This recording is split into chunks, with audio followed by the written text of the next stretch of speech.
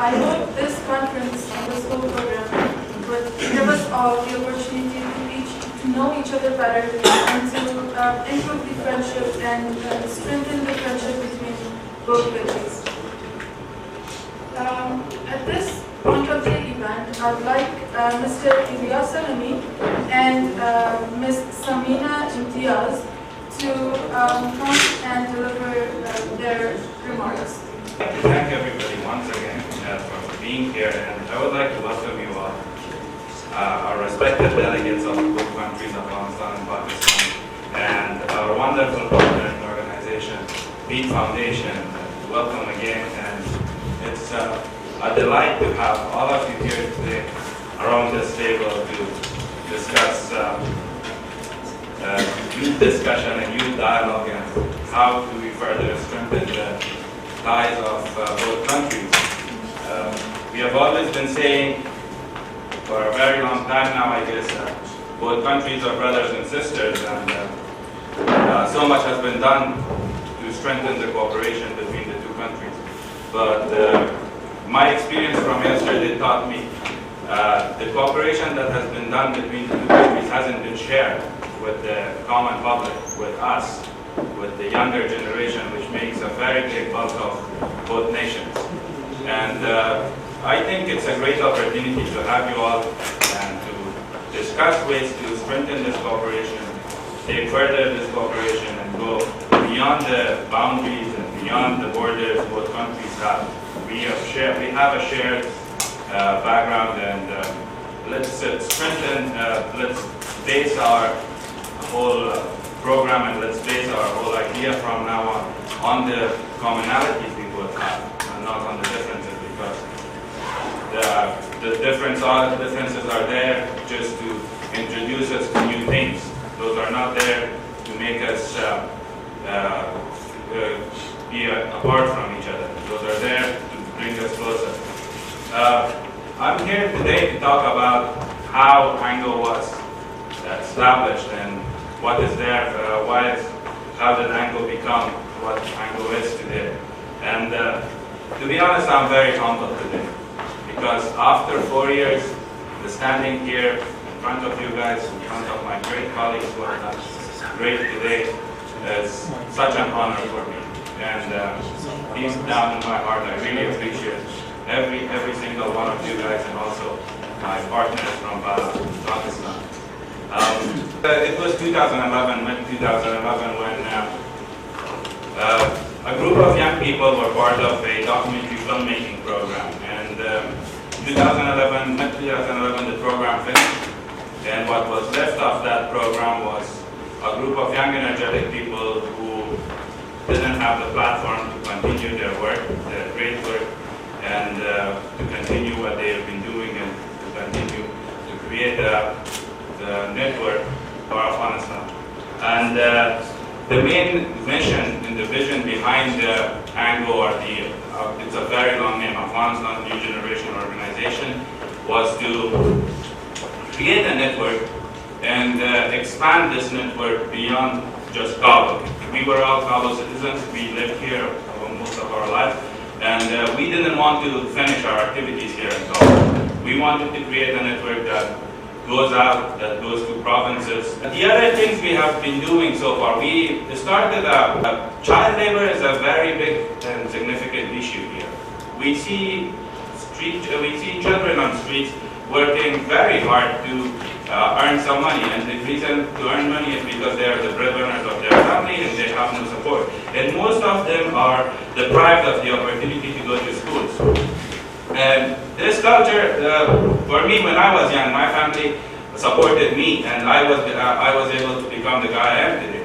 But the people who were around us, they didn't have that support. And since I got the support, we had to provide the support to others. And that's why we decided, it was Sullivan's initiative, to start the Sarak Awal, which means the first street project. The idea was to bring in the street kids and give them the opportunity to study the school curriculum. And today that network has 13 students in one of the best private schools in Kabul. They are studying in a private school. They are wearing the nice small ties they have, and they are all getting ready for school, and they are no more in the streets. And we were able to get 13 people off the streets. ANGO was just able to get 13 kids off the streets, which was a great thing we have done. Other things we did so far is we established the first safety mechanism for Afghan journalists. No other country, I think, so far has a safety mechanism for journalists. Other countries are still working on it, but Afghanistan was the first to start its journalist safety committee in 2011. The committee today not only provides safe environment for journalists, but also does a lot of other work. They do extensive researches and write thematic papers on different matters. We are also part of the lobby group that's working with other media advocacy organizations in Kabul to pass the bills such as media law, access to information, and the other things. Besides that, ANGO now runs a network of 200 volunteers. I'm more than proud to say that. 200 volunteers, it's a lot. And if we get out on the street, I'm pretty sure we will block a main road if we just stand there and do nothing. And this network didn't exist in 2013. The network was established in 2014, and with the help of my team now we have more than 200 volunteers in different provinces of the country. We were the ones who successfully organized a 60 Seconds Film Festival with a team of Afghan elections. Elections was a very big thing. Everybody wanted to be part of the elections, and we wanted to air the voices, the grievances people had of the elections. 60 Second Film Festival is very big in Pakistan, and they were our partners. Afghanistan was our partner in that festival. And what else did we give? What else did we do? Today, happily, we are organizing the very first AF-Pak Youth Initiative. We are having you guys, we are having the future leaders, actually today's leaders and the future leaders, to sit around one table and create a roadmap of AF-Pak Youth Dialogue and discuss the very important issue both countries have been having for a very long time. And that's another big thing we have been doing. As an organization, I would say we have come a very long way. 4 years, we have 4 years have nurtured us. They made us mature than we were in 2011. And we have experienced a lot of things. We have been through a lot of challenges. But this is not the end. This is not the beginning was 2011, but the end, who knows when it will be. And I am very hopeful. am very happy to see you guys here who will be working on the strength of the program. And I think every one of you, now that you're part of the program, you have a great responsibility on your shoulders to move this program forward. Peace Foundation Pakistan, Afghanistan has done their part. We have brought you guys together. You will develop the roadmap, and you will be the ones who will be implementing the roadmap. We are there, that we will be facilitating the program, but we will not be the change makers on the ground. The change makers on the ground are you guys, you happy faces. Come on, give me some smiles. That will motivate me too. There you go, wonderful. And this will strengthen the ties of two countries. And I'm hoping for the day when we never call two countries, we call two brothers, we call two neighbors. Just remain it under two neighbors title. And that's what I'm hoping for. Because why do European countries grow is because they don't have borders. I remember looking at the Belgium and the Netherlands border, and it didn't look like what we have. It does not look like what we have. They don't require visas. Why do we require visas? They don't require travel documentation. They don't require registration in the airport and when they get to the other country. They just cross their own land, and that's what these two neighbors should do. That's where we should be going. We have so much going on, and that's how. But thank you very much for listening. Now at this point I would like Ms. Amina Imtiaz on the behalf of the Pakistani delegate to come and talk about the organization that is carrying on the project in Pakistan, and also give us some information about what she thinks about this whole program and how it is going to help us in the long run. Ms. Amina, please.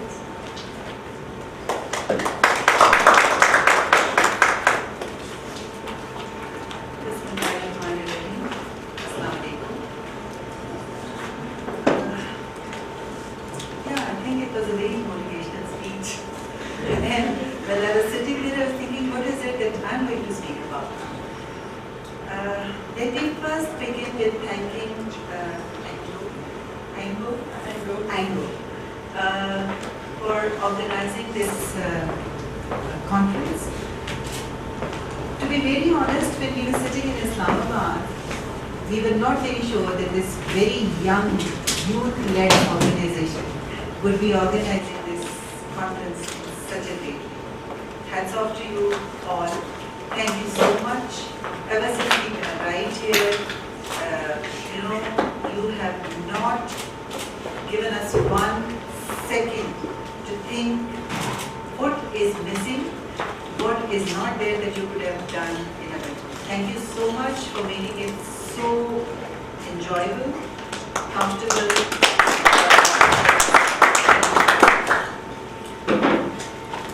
On behalf of my team, Zubair Azam, I think he took lead in this project, and I think I give a lot of credit for whatever we are doing here today to him. I think it should have been him presenting here today, but he volunteered to stay out of this and gave me the opportunity. Why I wanted to take this opportunity here to speak to you all today, because probably this is the last time I'm speaking to you all, and then it's all the times where everybody else taking the is. Because I personally wanted to thank Joe for this opportunity. Yes, this was their initiative. Yes, they reached out to us, and it is because of them that we are here. Thank you so much for offering us this opportunity. It took us over a year to put it together, because after they approached us, we had to put together a proposal and submit it to the donors, and it was a very, very lengthy process. It took us over a year to finally sign this agreement, and now, today, the very first day of the activities that we are to undertake under this project. So thank you again, and of course a very big thank you to Suleiman. Where is he? Okay. Thank you so much. We've been communicating with you for over a year now, And yes, thank you again for hosting us today. What is it that I wanted to speak about here? Nothing special actually. A lot has already been said. In our meeting yesterday at the embassy, the Pakistan embassy representatives gave us an overview of what Pakistan is offering to Afghanistan. There were a lot of questions from the Afghan delegates to the embassy, and I hope they were able to somehow satisfy you guys. But the objective of this project, this program, is not to look at what is the government doing. This initiative is about people-to-people contact. Both countries, Pakistan and Afghanistan, have over 60% of their population comprising of youth. And like I said yesterday, youth is not our future, they are our present. And I think they are doing what we should have done. You know, I grew up in Peshawar. I am basically a Pashtun. I grew up in Peshawar, and when I was growing up, we had, a lot of Afghan students studying with us in our schools and classrooms. We had our neighbors who were Afghan, but we knew very little about them. There were very few opportunities for us to meet them, interact with them, and somehow, we missed that opportunity.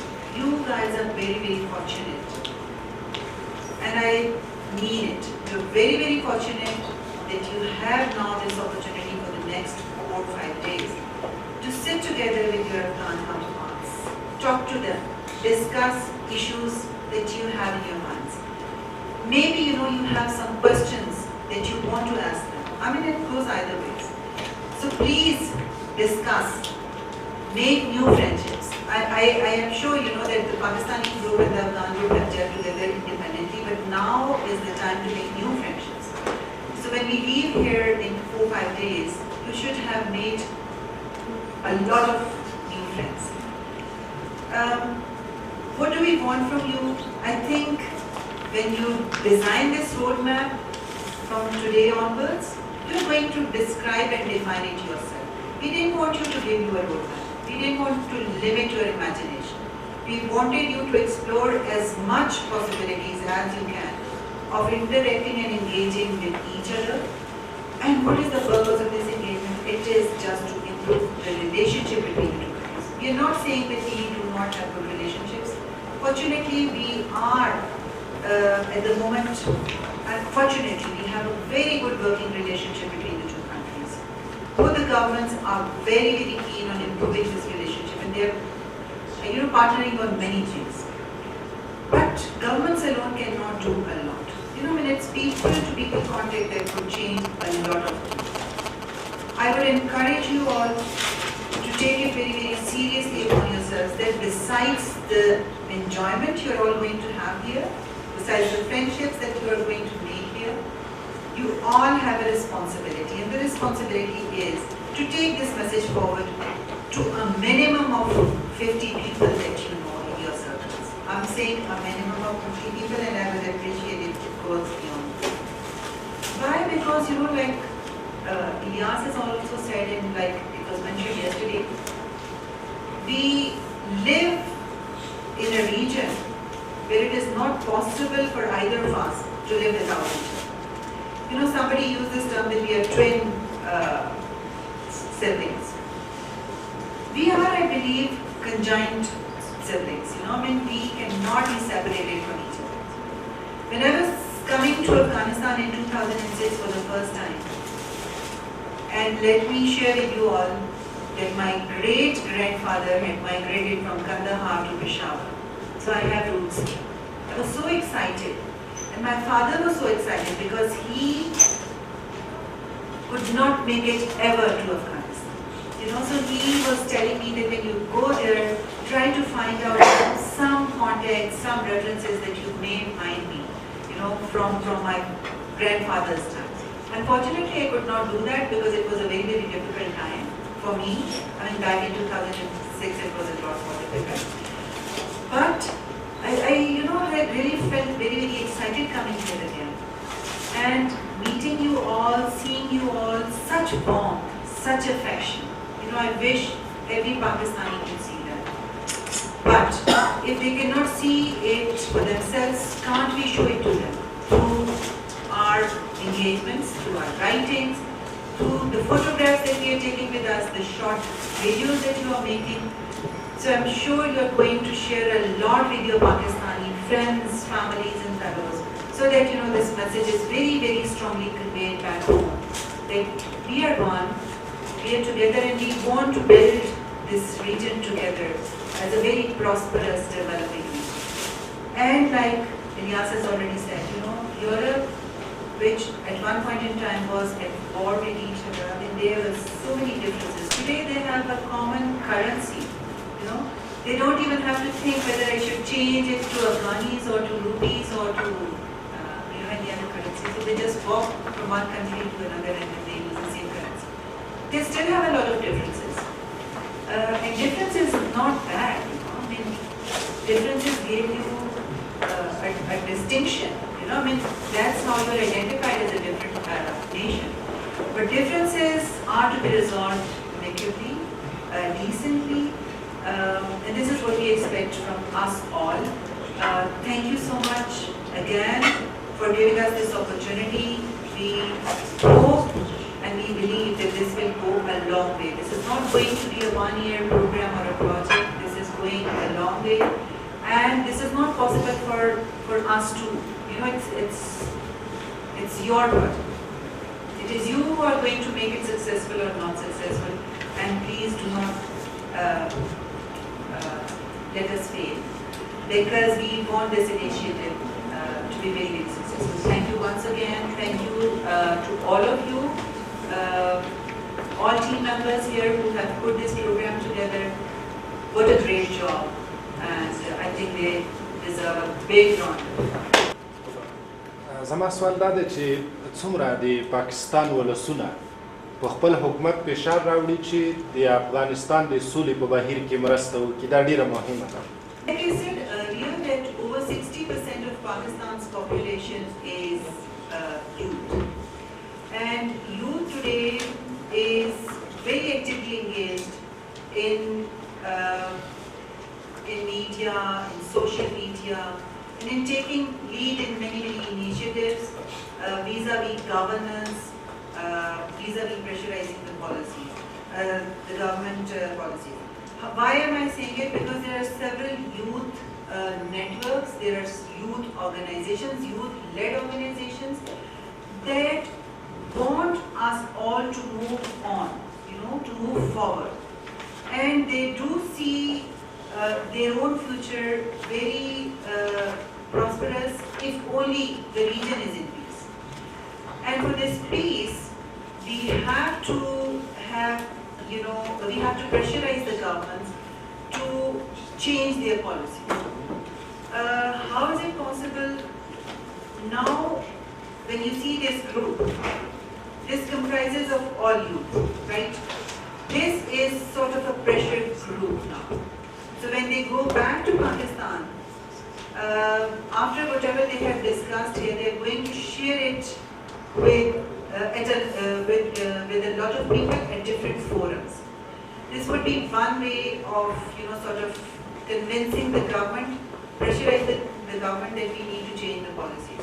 The government at the moment is itself very keen on improving relationships. Let me say it very, very clearly that we see a very different government this time around. So we see that there is this will in the government, both in Pakistan and in Afghanistan, in improving the bilateral relationship. And this is a very, very fortunate moment, opportune moment for us all. Youth, through this group, the other youth networks that we have in Pakistan, and the youth organizations that we have, we are going to connect with them all through different means. And we are going to give this one message very clearly out, that youth in both the countries now wants this policy of war to be over, and we want peace in the region, and for this the young people are going to do anything that is possible to somehow pressurize the governments to work towards policies that are talking about peace.